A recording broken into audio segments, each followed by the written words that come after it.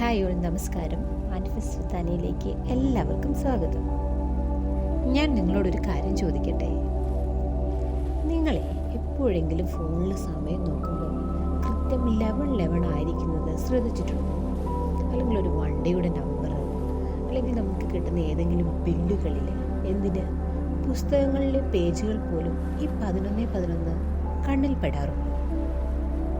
എങ്കിൽ ശ്രദ്ധിക്കുക, ഇത് വെറും ഒരു യാദൃശ്ചികമല്ല.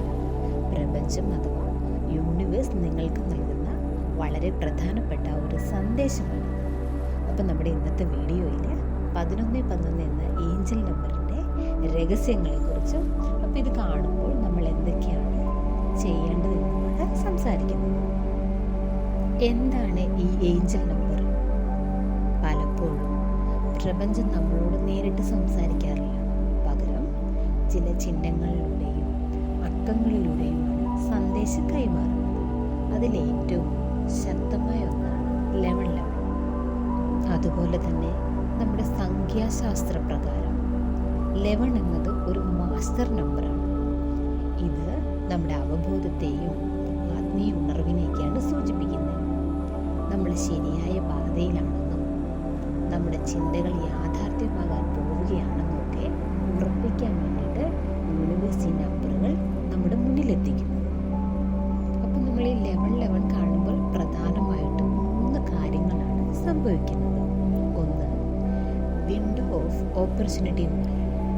നമ്മൾ 11 കാണുന്ന നിമിഷം പ്രപഞ്ചത്തിലേക്ക് ഒരു വാതിൽ തുറക്കപ്പെടുകയാണ്.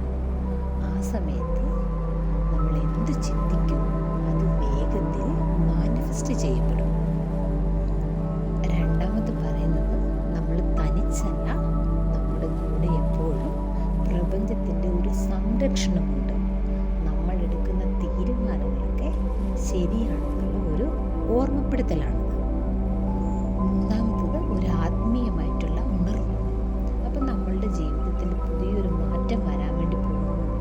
പഴയ കാര്യങ്ങളൊക്കെ ഉപേക്ഷിച്ചിട്ട് പുതിയ ഉയരങ്ങളിലേക്ക് നമ്മൾ വളരാൻ പോകുന്നു എന്നതിൻ്റെ സൂചനയാണ്.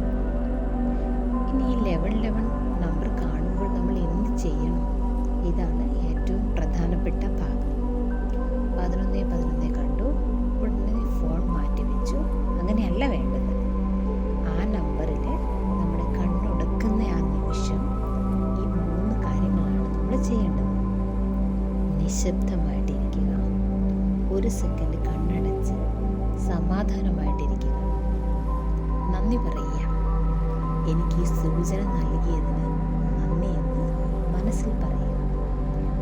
പിന്നെ നമ്മുടെ ആഗ്രഹം ഉറപ്പിച്ച് നമ്മൾ അഫർമേഷൻ ചെയ്യുകയാണ്. നിങ്ങൾ മാനിഫെസ്റ്റ് ചെയ്യാൻ, അല്ലെങ്കിൽ നമ്മൾ മാനിഫെസ്റ്റ് ചെയ്യാൻ ആഗ്രഹിക്കുന്ന കാര്യം ഇപ്പോൾ നടന്നു കഴിഞ്ഞു എന്ന രീതിയിൽ മനസ്സിൽ വിഷ്വലൈസ് ചെയ്യുക. നമ്മുടെ കാര്യം നടന്നിപ്പോൾ കഴിഞ്ഞു. ഉദാഹരണത്തിന്, ഞാനിപ്പോൾ സന്തോഷവാനാണ്, അല്ലെങ്കിൽ എൻ്റെ ലക്ഷ്യത്തിലേക്ക് ഞാൻ എത്തിക്കഴിഞ്ഞു. അതുകൊണ്ട് ഇനി ഈ 11 കാണുമ്പോൾ നമ്മൾ എന്ത് ചെയ്യണം? അവഗണിക്കരുത്. ആ നിമിഷത്തിൽ നമ്മൾ സ്നേഹത്തോടുകൂടി സ്വീകരിക്കണം. നിങ്ങൾ എത്ര തവണ ഈ നമ്പർ കണ്ടിട്ടുണ്ട്? അല്ലെങ്കിൽ ഈ അടുത്ത കാലത്ത് നിങ്ങൾക്കുണ്ടായ അനുഭവങ്ങൾ എന്തെങ്കിലും ഉണ്ടോ? അത് താഴെ കമൻറ്റ് ചെയ്യാൻ വേണ്ടി മറക്കരുത്. ഇതുപോലെയുള്ള മാനിഫെസ്റ്റേഷൻ വീഡിയോകൾക്കായി ഈ ചാനൽ സബ്സ്ക്രൈബ് ചെയ്യുക.